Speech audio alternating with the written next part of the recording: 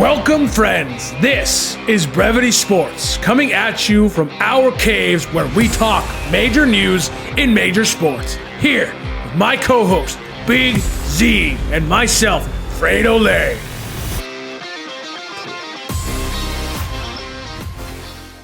Hey, everybody. Welcome back. It is your boy, Fredo. We are here on another episode of Brevity Sports, the show where we fail miserably at keeping it brevity, but we do have a good time talking life, talking sports, joined as always by my good buddy, Big Z. What's up, Zach? How you doing, man?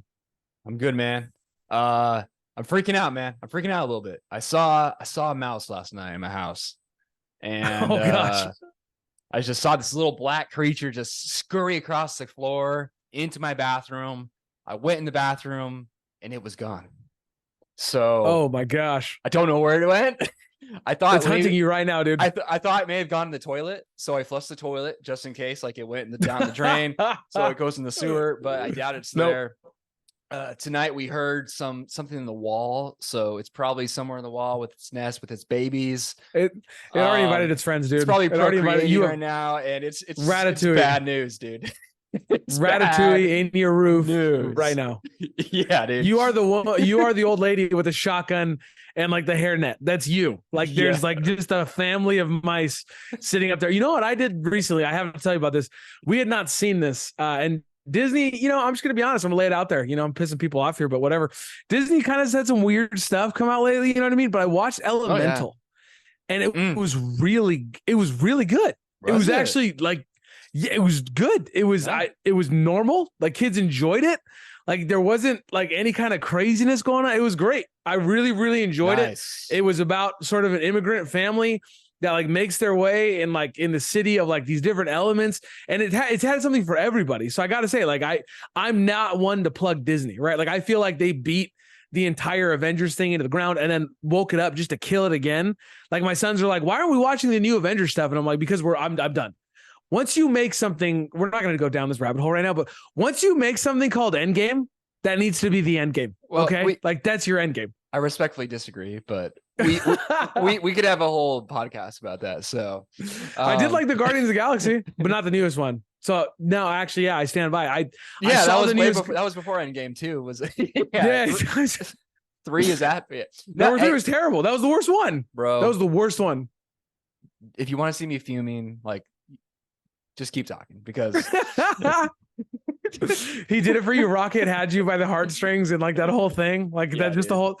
Danielle and I were watching. I was like, why was this not just called what it is, which is like Rocket's, origin story, like the Wolverine, like just Rocket's misery. Rocket's like, yeah, I felt bad for him. Don't get me wrong. It's the worst I've ever felt for a raccoon.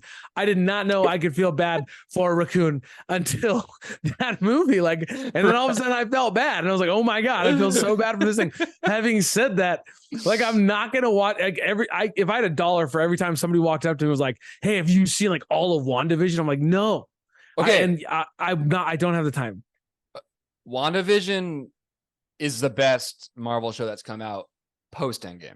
I will give it that. It's really good. The episodes are like 30 to 40 minutes long. I would suggest that if you have a slot every week. See, me and Haley, we did that when it came out. We've remembered like what TGIF was, remember that back in the day on ABC, like right. Boy Meets World come out or whatever it was.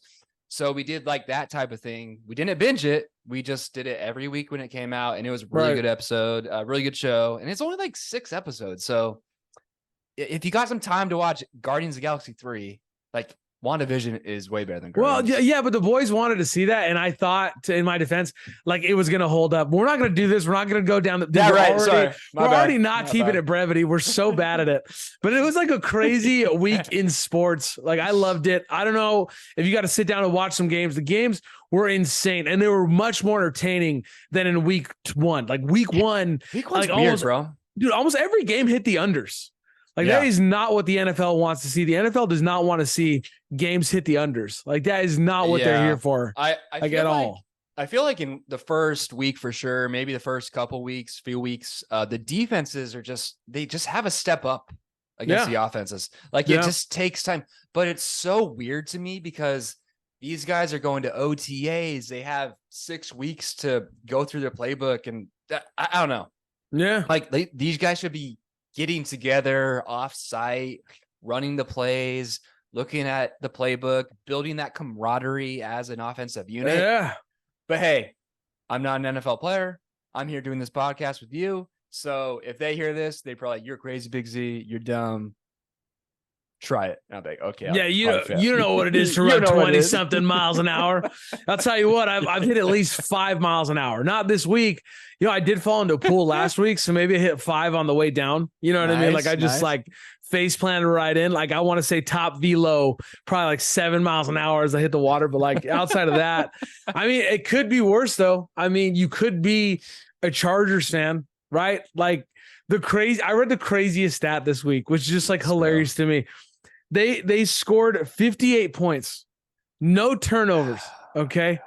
And they're 0-2. All right. So if you're listening to this podcast and you're a Chargers fan, like you got to comment on something. You got to let us know. Shoot us a tweet, shoot us like Instagram, whatever it is. Like, how do you stay a Chargers fan? Like, this is crazy to me. Like, it's just one of the most depressing things because year after year, it's either your kicker can't make a kick like in the last second, or you blow a 27-0 lead in the AFC wildcard game against the Jaguars. Year after year, it's something else. Like always. At this point, it doesn't matter like what the coaching staff is, but at this point in this current regime for the Chargers, it has to be Brandon Staley, dude. Like you have Justin Herbert throwing for 305 yards, 2 touchdowns. And like, that's good. Like that's a good game for a modern day quarterback. Like it just has to be the play calling. Like, right. Maybe they're not as conservative. Like Joshua Kelly only had like 13 carries, like, and Eckler was out. So wouldn't you want to run the ball more when you have the lead in the fourth quarter? Like you should probably be near like 20 carries in my opinion. But I was watching a little bit of that game, like near the end, because I was getting ready to watch the Niner Ram game and that one was on first. And I just feel like they were passing a lot, like when they had the lead, and and that's where a lot of those incompletions came in. And that's where the play calling comes in. So maybe that's more Kellen Moore now since he's the offensive coordinator, but man, like just something, there's a disconnect between Justin and that coaching staff. I think you have to clean house, man. If I'm Dean Spanos, like clean house, because I mean something's not right. They have the talent, so you kind of understand. Like when I'm watching that team, and like all these Chargers fans getting so excited about the upcoming season. We have 2 tight ends, right? We have 2 legitimate tight ends. Yes. We have Justin Herbert. We have Austin Eckler. We have Kelly, who's no slouch as a backup. We got Keenan Allen, Mike Williams. They're all healthy. We got Palmer coming back, and then the new kid. I'm gapping on his name, but they have so much talent around that organization. They got Joey Bosa on the defensive side of the ball, right? Their defense does not look great. Like, let's be honest. They've been in 2 shootouts. They lost them both. Yeah. Having said that, it's like every year I feel like it's the same conversation. It's a bit like the Raiders, right? Like every year it's the same conversation. Like we're going to be super good, and then they're not. The Raiders, I don't know if we've ever said they're going to be super good. Their fans did. We didn't.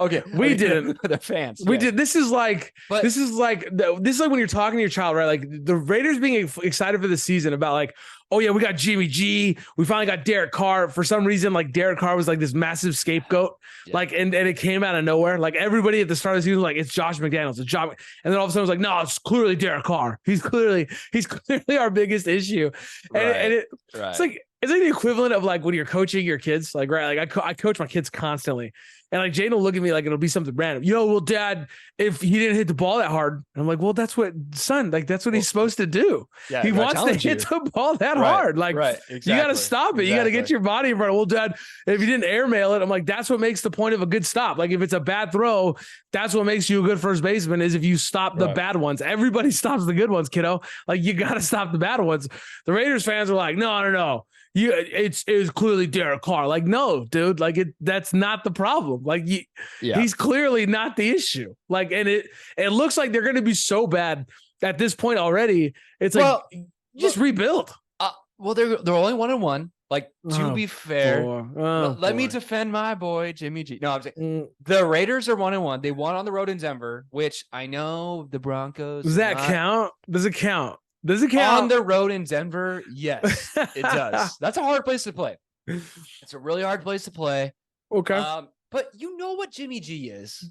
Like, he went 16 to 24, 185 yards. That's Jimmy G.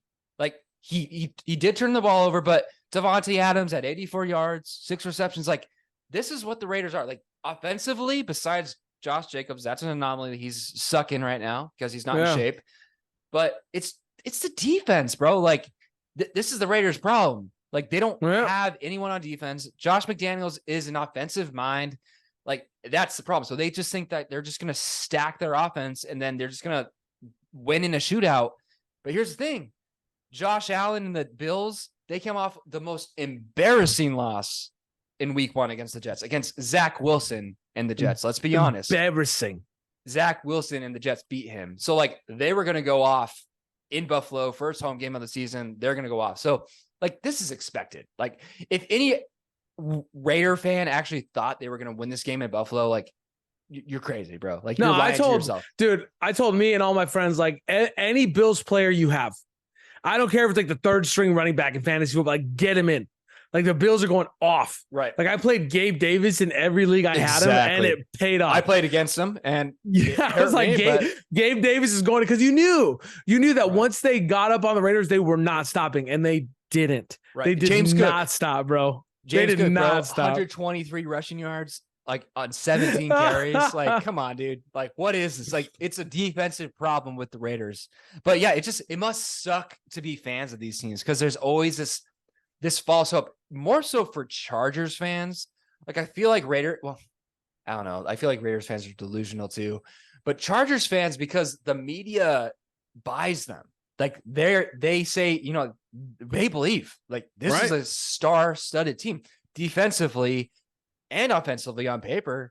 These guys are great. And then they just let them down every single year.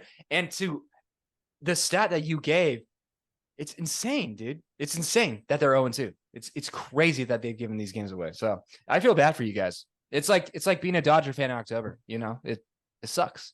So it's like being a Dodger. That's right, baby. I mean, it was a great weekend of football. I don't know how much else you noticed. I mean, you had some really great games. You had the Cowboys destroying more souls, just destroying lives. I mean, we all knew against Garrett, like, it wasn't going to look great. Like, we all knew. You know what I mean? Going into that game, you had Washington and Denver get into an absolute shootout. You had the Cardinals blow another lead. That was pretty wild. Yeah. Like, oh man, like, you thought for a second they're going to do it. They're going to ruin Caleb Williams. And then it was almost like they realized what they were doing. And like, wait, everybody stop. Just stop. Stop it. Caleb Williams. Yeah, exactly, dude. Like, they whispered. That was like when they pick up the phone on the sideline. Like, that was what happened. Like, hey, bro, we brought you here to lose, my boy. Take your money and lose. We're going for Caleb Williams. You're not that guy, pal. Like, that's literally what I know, dude. To be honest, one game that did surprise me and impress me was the Rams. How well they did against the Niners. Yes. I mean, we did win, of course. Of course. And you should have lost by 10, but Sean McVay decided to get a field goal at the end. He knew what he was doing. I don't care what anybody says. He knew what he was doing. He bet on the game. Obviously, he bet on the game. But Nakua, dude, Puka Nakua, I think he's a stud. Dog. Like, what if Cooper Kupp comes back healthy and like he is Cooper Kupp, he is him. Like, and you have him as wide receiver too. It's going to be tough to defend those guys. And the way that Sean McVay dialed up the offense against the Niners, like, I've never seen Matt Stafford throw the ball out so quickly, because that's been their Achilles heel against the Niners with Matt Stafford, at least, is like the pressure gets to him. He gets sacked a lot. They give up a lot. They just don't drive the ball down the field. But it was snap the ball, and within 1.5 seconds, the ball was out. It was really impressive to me. And I think the Rams have a shot to make the playoffs, dude. Like, no joke. Like, I know a lot of people are saying, oh, they're going to retool this year or rebuild. They may be in the conversation for Caleb Williams, but the way that this team looks, as long as Matt Stafford's healthy, you guys have a shot, man. Like, no joke. I honestly think that's what that field goal was about. I don't know that it was necessarily that he gambled. I think it was more that he heard all offseason long. Hear it all season. Oh, the Rams are going to suck. The Rams are going to be bad. So he knew how many people took the Niners to cover. He was like, no, this is not happening. Like we're going to score as many points as we can. And Matt Stafford is healthy. He looks fantastic. Right. People forget that he carried just an abysmal Lions team. Somebody tried to make I think it was Jason, tried to make the argument. He's like, well, sometimes he has good receivers, but he had Calvin Johnson and then some other decent guys. But he had one Calvin Johnson. Like that was his one really Everyone incredible has guy. A good receiver, bro. Like right. Everybody has a good one, but receiver. Come on. Like but he carried a horrible franchise. And he made them relevant, and he's showing exactly why the Rams picked him up, why he is that dude. And he's clearly the reason that they're in these games. Like I heard a great take from the Ballers here today. They were talking about if Matt Stafford, that's the one hesitation you have with drafting these players, getting these guys in fantasy. If Matt Stafford goes down, all of this stops. All of the production from Kyron, all of the production, it all stops. Like this is not one of those things. Like if Brock Purdy went down tomorrow, some piece of you has faith that the next guy up will be able to run this Shanahan offense, right? Like like Sam Darnold, there's a chance he looks absolutely fantastic. The issue is when you look at a team like the Rams, if Stafford goes down, it's done. It's absolutely over. You know what I mean? So that's like a huge thing. But man, I loved watching that. I like that the Rams are doing it. I will say, I'm not going to harp too much on the Rams. I will say, if you're a Bears fan, there is absolute trouble in paradise. This is the only other thing that I noticed that I wanted to bring up. Dude. Like Justin Fields missed so many reads. He looks terrible. I will say, and this is a homer take. Feel free to disagree with me. I will because disagree. Good. Because you should, because I have to believe. Like I'm openly saying that I am biased in this scenario. I have him in 2 out of 3 of my leagues.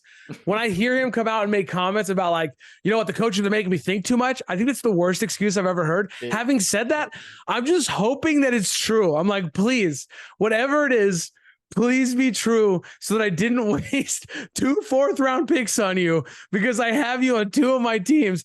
But then when I see stats that he's only had 2 designed run plays, I'm like, all right, Bears, like you knew what you had with the guy. And then I don't know if you heard that interview from the linebacker from I forgot who they're playing, the Bucks. He literally comes out and says, we knew exactly what was coming. They ran this play 3 or 4 times.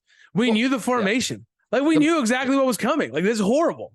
The Bucks, first off, the Bucks have a good defense. They do. Shout out to Baker Mayfield for throwing over 300 yards too. He's 2-0, so shout out to him. But the Bucks have a great defense. Justin Fields, he has one skill, and that's to run. Right. And they took that away. And so they were saying, we know you can't pass the ball, but we are not going to lose to you by scrambling on us. So they made him throw it and they made him look like a fool. This isn't on the coaching staff for making look robotic. Justin Fields, come on, bro. Like that was me in high school when my basketball coach was making me do the plays and I felt robotic. And I went to him, I was like, hey man, like you're making me feel like I can't be myself. That's a high school thing to go through. Like that's a development thing for high school. You're in the NFL. Like look at Lamar Jackson. Look at Patrick Mahomes. These guys do whatever they want. They have the play call, but they play within themselves and what they know their ability is. They don't just stay within a system, a robotic system, what their coach tells. Like that's the biggest, most dumbest excuse and just a way to just, I don't know. It just makes him look weak to me mentally. And for the faith that these Bears fans have had in him, like it really sucks because like they believe that this guy was a franchise. Like they had the number 1 pick this year and they went and got DJ Moore to help him and they shored up their offensive line to help him. Right. And this is what he does. And this is the response he gives. He blames on the coaching staff. Like, no, dude, you're not a leader. Like you're not good yet. Like you need to prove yourself. Like go out there and prove yourself. So I'm looking for week 3. I'm looking for him to do something. If he doesn't, this Justin Fields era might be over, in my opinion, because if he doesn't turn this season around, he's done. I think 100% this is the season. If he does not turn it around this season, it's over. I will say, I just hope that they come out. The Bears need exactly what you're saying. Okay. Khalil Herbert or Roshan Johnson, like whoever you want, one of those guys needs to have a massive week. Okay. Because if you're a Bears coach, you're coming out and you're doing one of 3 things. Justin Fields is running the ball. You're running some sort of option play where he rolls out and pitches it to somebody, one of the running backs, or he's throwing it 40 yards down the field to DJ Moore, hoping to God for like a pass interference or for some amazing catch, something like that, something somewhere. Otherwise, I mean, he's gonna be in absolute trouble. But I have to believe, because two of my teams are doing amazing in fantasy football, Big Z, and I wanted to talk to you about this all week. Two of my teams are doing great. One is just letting me down. I'm in a Chang's league, and it's the most embarrassing thing. And Jason the Showman Stroman is in first place in this league. And it's so upsetting to me that not only am I in last place, I'm not in last place. I moved out of last place. Not only am I in second to last place, 0-2, but the Showman Stroman is outdoing me in fantasy football. And he knows the worst part is that he knows that he knows more fantasy football than me. And he's just rubbing it in my face. He's just rubbing it in my face. And I'm like, dude, you listen to too many podcasts. I get distracted. Like I'll be listening to podcasts. Like Andrew Schultz will come on. Yeah. I'm like, oh my God. Like he had Shane Gillis on last week. And I was like, I have to listen to this 3-hour podcast. What do you want me to do? This is hilarious. Like they're just yelling at each other, talking about history and books and all this crazy stuff. But like, I gotta believe, like I did win. So I'm 2-0 in 2 leagues, including our Brevity League. Your boys in our Brevity League here. Your boys represent right now in first place. One of us is doing it. The other not so much. I am 0-2, baby. Last place in the league. I got Jerome Ford on the waiver wire because I'm in last place. But hey, the first week I was the second highest scorer in the whole league. I just happened to play against the highest scorer in the league. So if I played against everyone else, I would have been 1-0, and I would only be 1-1 right now. But last week, boom. I just got destroyed. And James, you kicked my butt. So congratulations to you. I have a Jahmyr Gibbs problem because the dude is so talented, yet Dan Campbell refuses to let him loose. Like what you do not have a Jahmyr Gibbs problem. You have a Lions problem. And I went off talking to Jason Stroman this week. I went off talking to my boy Mitchy Muffins. I was like, dude, this is why the Lions will not win a Super Bowl. You do not draft a running back in the first freaking round. This was a first round running back. You do not draft a running back in the first freaking round to have him sit. Look at the Atlanta Falcons. They went out. They got Bijan Robinson. They had a 1,000-yard rusher last year, which the Detroit Lions, unless I'm mistaken, did not have. They had Williams sniping the goal line. They had DeAndre Swift trying to keep 2 legs under him. Right. They did not have a great running back attack outside. I mean, Williams had a great year. I'm not trying to take anything from him. All I'm saying is, you do not have like this stud. They go out, they get Montgomery. I understand that. Montgomery's great. He is not Jahmyr Gibbs. You have this talented player. You've got to use him. Let him be explosive. Let him be that dude. Like to me, horrible.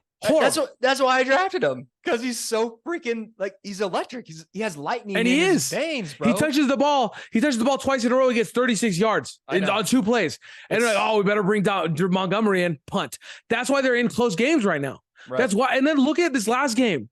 Instead of Montgomery goes down, and instead of giving Gibbs the ball, and be like, here, dude, here's the ball. They bring in their backup. They bring in Montgomery. They bring in Jahmyr Gibbs backup. It's crazy.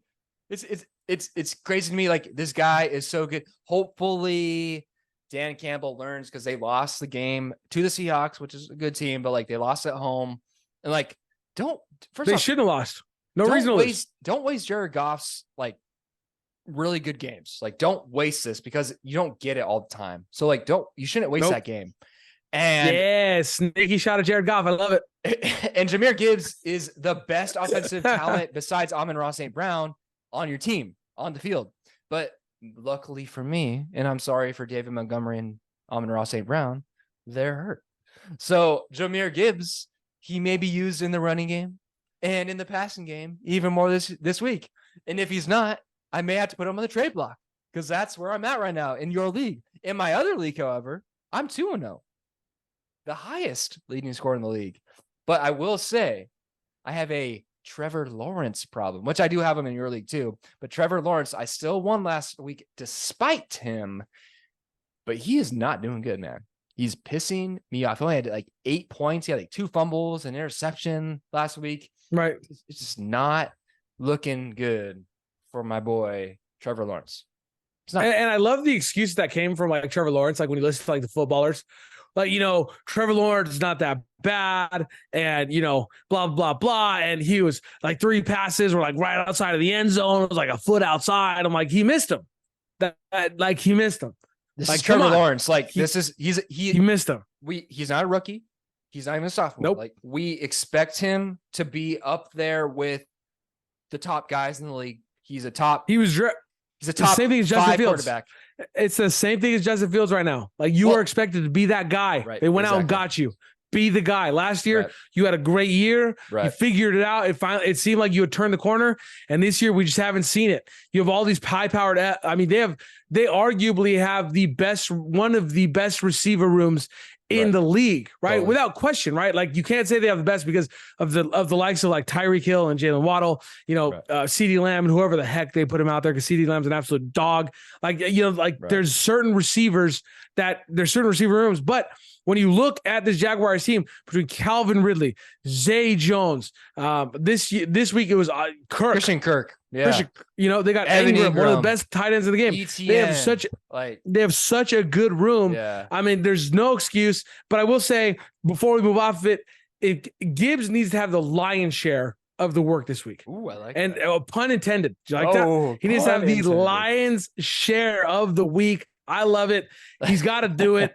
Listen, I will say, by the way, because I hate on this dude. I've hated on him a lot. Shout out to Kirk Cousins. He's the highest scoring quarterback in half PPR.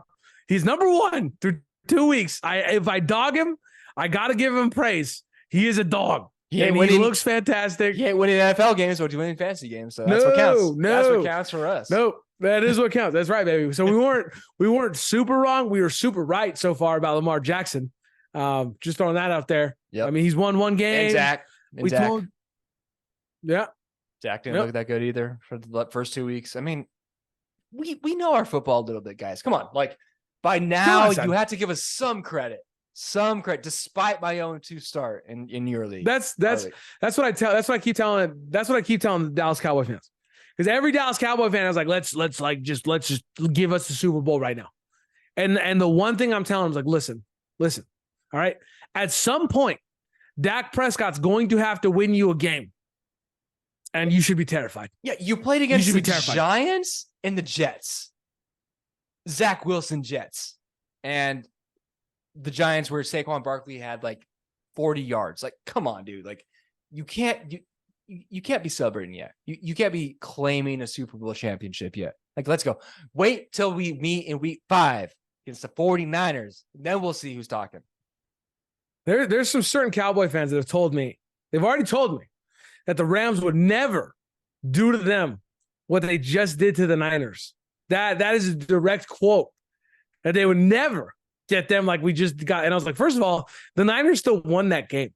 Like, and although the score was close, like it never felt that close. Like I watched it as a Rams fan and I was like, we're going to lose this game. I was pumped though. Like I was hyped. I was like, we're putting up a fight. If we get, because you and me both know the key in the playoffs, if we got Cooper Kupp on the field, we got a shot. We got a shot to beat anybody. 100%. If Aaron Donald's on the defensive line and Cooper Kupp is out there running routes, I feel great about it. And this kid Nakua, I feel fantastic as a Rams fan. I will say I've also been plagued with injuries. Before we move off of fantasy football, I've been plagued with injuries, right? Like I had to start the season. I had Dobbins, Saquon, Cooper Kupp, Deontay Johnson. Like these are some of my early picks. And they're like all gone. And the worst part still to me is Johnson and Dobbins. At least Johnson's coming back, but Dobbins like looked fantastic. Right. I picked him in our Brevity league. He looked fantastic and then went done for the season. But hey, that's part of fantasy football. It is what it is. This is life, bro. Dude, this is life. This is life. I'll tell you what else is life. Deion Sanders sunglasses, bro. Deion Sanders sunglasses, rain or shine, day or night. This dude has resurrected college football. Okay, he has saved college football for people who never cared about college football. Don't get me wrong. There's a lot of people listening to this podcast who are like, dude, college football has always been a big deal. Listen, Little League is a big deal to me. Okay, I love watching my sons play baseball. You know who doesn't like watching my sons play baseball? Everybody else. Everybody else doesn't like it. A lot of college football fans are like, college football has always been fantastic. And that's because you had a team and you love your team. And that's great for you. That's amazing. But the rest of America was like, you know what? If I'm going to the beach or I'm doing whatever it is, I'm good. Yeah. Whatever, especially on the coasts, like obviously in the middle of nowhere, sometimes you get like a little bit more big of like a fandom. Like, USC, UCLA, they've been struggling lately. We've talked about it. Like those stadiums, Colorado Stadium was empty last season, right? There's been struggles. The Pac-12 is literally going under. I mean, 10 years ago, if somebody said the Pac-12 is going under, you'd have been like, you're crazy, dude. Right. Have you looked at the ratings? They're like killing it, right? It's been on the decline, but yet Colorado is here. And I watched every second, every pass in Colorado versus Colorado State. And I hope to watch this next week. It was wild. Bro, I can't turn the TV off. The fact that you and I were texting each other at 11:30 at night, like, says a lot, because you and I, like, this is like, we're recording this at 9:30 to like on Tuesday night, Wednesday night. We're in bed usually by 9:30. Like, that's us. Like, we're dads. Like, we're busy. And so the fact that we were up at 11:30 watching Colorado, like that just says it all, dude. Like, okay, low key though, I was kind of, by the end of it, I was kind of rooting for Colorado State to win because I just wanted to laugh at Colorado for like being so like prideful and be like, we're gonna win. Like, they made it personal. Like all the build up throughout the week, which is great stuff. For like, it brings attention to them, which is the point. I understand, but it just would have been funny if Colorado State actually, they won the game in overtime, but they just made too many mistakes. Colorado's a better team, obviously. But like you said, man, it's so good for college football that Deion Sanders is doing. And we gave him props again last week. We gave it to him to rebuild this program within like less than a year, just an off season. Like he kicked off 45 guys on scholarship and said, you guys just don't have it. You won one game. I'm going to shred the coaching staff. I'm bringing my guys in, and I'm bringing all my coaches in and my players in. And we're going to rebuild this thing from the bottom on up. And the fact that they're 3-0 and they weren't even supposed to win 3 games this year says it all. So props to Deion Sanders and just the way that he has those kids believing in themselves. That's the key. They believe in themselves and their ability, because let's be honest, everyone, if you're in D1, like, you're a good player. You're a good football player. And the fact that you can go win against TCU on the road, the runner up for the national championship last year, and then you can win these next 2 games, it says a lot. And I'm really excited for them. I'm happy for Deion because, like I said last week, he got so much flack for leaving Jackson State. I'm so glad that he got this opportunity, and this is just going to build on his resume. And one day he's going to be in the NFL, like no doubt about it. I am interested to watch them play Oregon this week. I'm a little worried that Oregon, it's in Oregon too, so they may just like run over them. But you never know. Mop them. You never know, because like I said, these are all D1 football players. Like, they're in the Pac-12. I think they can. I personally think that's why last game was so close. I'm not gonna lie. Deion would never admit this, and his players would never admit this. They would never say that they were looking forward to Oregon. But 100%, I think half of their drills were for Colorado State, and half of their drills were for Oregon. Yeah, they were already looking. Yeah, what division or conference are they even in? Like, I think they're no clue. They're not even in the Mountain West. And they honestly win that game if they're better disciplined. I mean, the coach can complain all day about the referees and it's the most lopsided game I've ever seen. Like, dude, your boys were taking some shots. Just some dumb shot. There was one, I think at the end of the game, there was one actual clean hit that I thought was clean that the referees called it a blindside. But when you have so many illegal hits, all of a sudden, guess what? The refs are going to be looking for that hit. Right. Exactly. Somebody goes down. It's like, it's very easy to believe now. Hey, you guys have been doing it all game. Here's a flag. You got a flag. You got a flag. Everybody gets a flag. Oprah style. Right. You know what I mean? Like, that's what it is. So you really can't be that surprised. They do have a tough road coming up.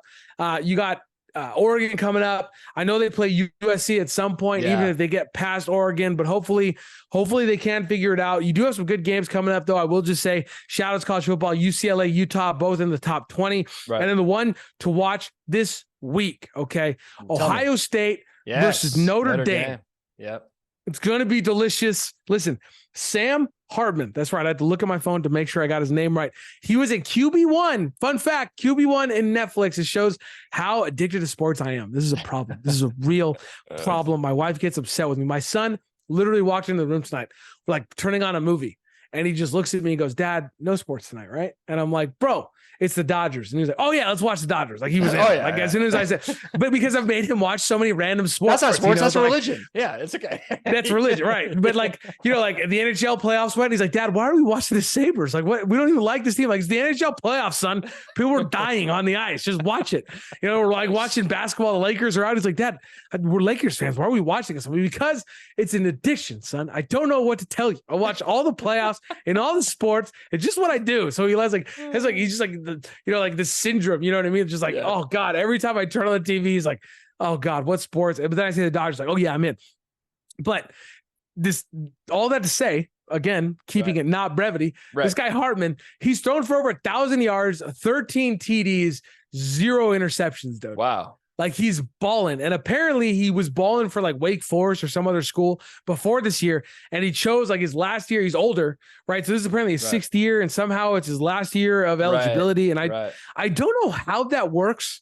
I'm not going to pretend to know how that works. Like how you can get 6 years, but like, I guess if we ask Stetson Bennett, like he'd be able to tell us. Look, the COVID year, everyone got an extra year just by default. I know that. So like there's 1 year, but I don't know how he's like finagled the rest of it. Because it's pretty impressive. It's really, I think I saw that. All of a sudden he had like 1 more year and he's going to Notre Dame. He's probably going to get drafted. I mean, if he can, especially if he wins these games, if he gets Notre Dame back to the playoffs, which honestly college football needs. I know a lot of people hate on Notre Dame, but the thing about Notre Dame is they're almost like a Duke. You know what I mean? Yeah. Like you will turn the game on to watch them lose. Right. Like you'll turn the game on because they're the bad guy, right? Like everybody used to watch the Patriots because you wanted to see Tom Brady lose. Like there was just as many people who turned on Tom Brady to watch him be the GOAT as watched him. I want to watch this guy lose. Totally. We watched the Cowboys to lose. Unless you're Jason the Showman Strowman. Shout out Jason the Showman Strowman. His boys look fantastic. We'll see how it goes. I can't wait, by the way, personally, to watch the Niners and the Cowboys meet up in the NFC Championship. I think it's going to be a great game. I think it's going to be fantastic. Sorry, Eagles fans, ain't your year. I don't know if you've been watching. Not your year. But tune in. This year. Terrible. Turns out, see, okay, but that's the one thing I will say for it in the defense of my boy. No, I'm just kidding. I'm not going to defend him. Listen, the offensive coordinator clearly matters. We already know that. But moving right along, we got to talk about it. You knew we were going to talk about it. Right along to you knew we were going to talk about it. Baseball in 2 weeks. It's your my favorite time of the year. It's like early Christmas. Listen, if you listen to this podcast and you're not hyped on it yet. I need you to get hyped. The MLB baseball playoffs, the home runs, the bat flips, the struts, the fights, the sliding, the anger, the animosity, the whole thing. It's all there. It's like remember Madden.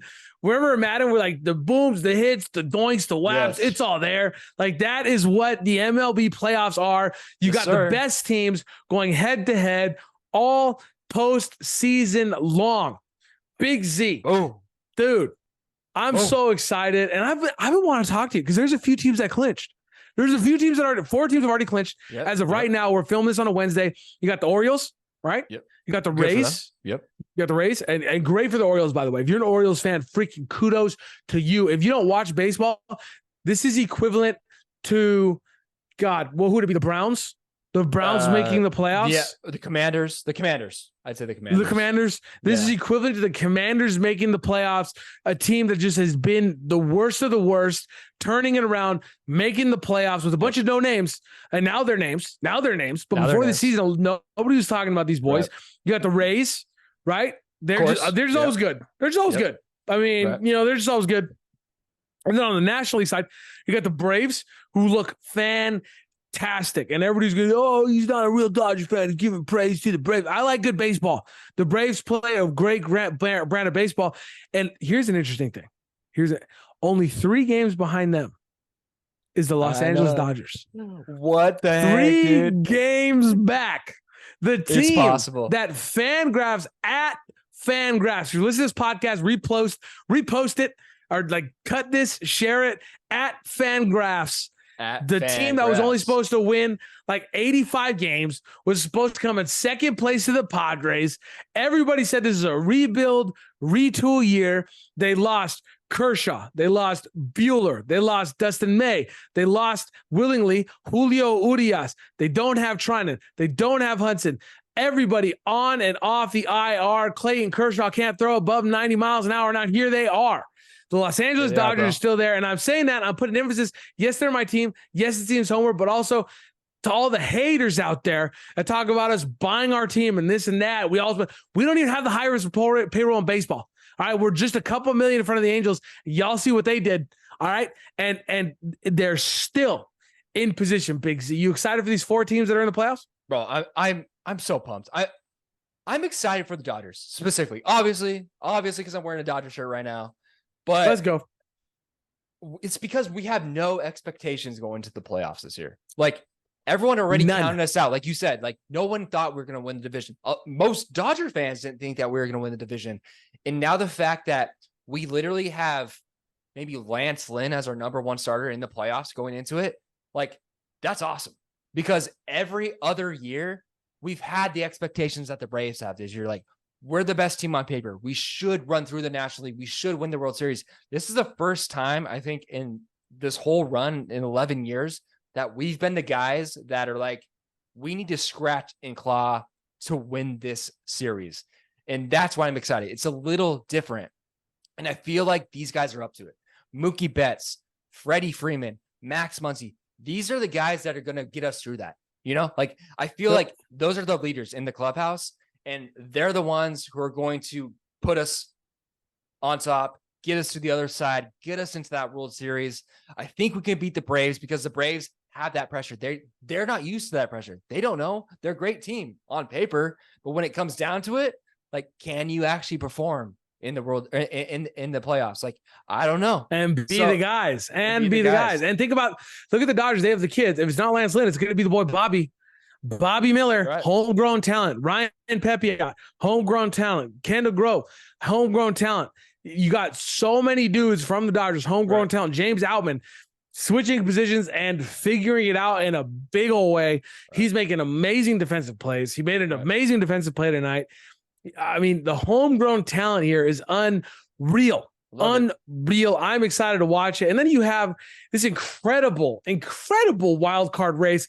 If you're not watching baseball right now, just tune in for the last couple weeks. It'll get you ready for the playoffs. Talk to me, Big Z, about this wild card race, bro. It's crazy. So, like, we'll start with the National League. The Phillies, I think they got the top spot. They're 4 games up on the Diamondbacks. Locked in.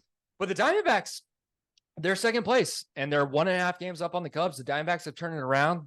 They started off hot, then they went on a terrible stretch, but now they're 9 games over 500. I think they're good. I think they're locked in. Surprising thing, bro. And call me crazy, but the Padres are only 4.5 out, dude. They've won 7 games in a row, while the Reds, the Giants, the Marlins, and the Cubs, they keep losing. It would be nuts if the Padres made the wild card. Like, it's definitely possible. Like, they have a very slim chance, but they're only 4.5 out now. Like, all of a sudden, like, ever since that article came out about Manny Machado not being a leader and being toxic in the clubhouse, like, they've just gone off, dude. So that would be that's something to watch for, guys. The Padres in that run. In the AL, it's even crazier. We got the Rays, obviously. Then you got the Blue Jays, the Rangers, and the Mariners that are all tied up. And the Rangers and the Mariners could also win the AL West. So they're only half a game back of the Astros. So the Astros could get in that wild card mix as well. And man, it's never been so important to win a division, especially when you're talking about the AL West, because you don't want to be in the wild card. Like, you don't want to play a best of 3 series. Nope. You want to be in the ALDS. So it's crazy, but it's fun to watch. But I love that we got teams like the Rangers, the Mariners, the Marlins, the Reds, the Cubs, like all these teams that, are usually just bottom feeders. Like last year, like these are guys that are in the race now, and so cool for these fan bases to be rejuvenated. And I love it, man. I just feel bad for Angels fans. I do. It's terrible. They're eliminated. They're done. They're done. They have an E. They have an E next to their name. Yeah. Eliminated. Unlike the Padres, who honestly, I just feel like I did see the Padres 4.5 games back, but it honestly felt like that meme.